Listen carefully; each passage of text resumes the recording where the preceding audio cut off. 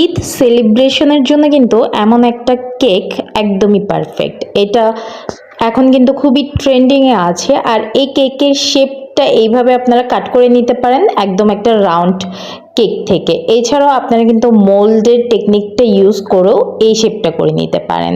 এইভাবে ভিডিওতে দেখানোর টেকনিক অনুযায়ী শেপ করে পারফেক্ট একটা ফিনিশিং আপনারা নিয়ে আসতে পারবেন। এরপর আপনাদের যার যেমন ডিজাইন পছন্দ সেই অনুযায়ী করে নিতে পারেন, অথবা ক্লায়েন্টের দেওয়া রেফারেন্স অনুযায়ী করে নিতে পারেন। এখানে একটা ভিনটেজ থিমই করা হচ্ছে, যেটা দেখতে অনেক বেশি সুন্দর হবে এবং একটু কালারফুল। কেকটা চাইলে এতটুকু ফিনিশ করতে পারেন। এছাড়া যে রাউন্ড কেকটা আমরা কেটে নিয়েছিলাম ওইটাকেও কিন্তু এটার সাথে সেট করলে আরো বেশি সুন্দর দেখা যাবে। আর এই ছোট্ট মিনি কেকটা কিন্তু আমরা চাইলে কেকের সামনে বসিয়ে সেট করে দিতে পারি একটু গ্যাপ রেখে, তাহলে এটার কম্বিনেশনটা অনেক বেশি সুন্দর লাগবে।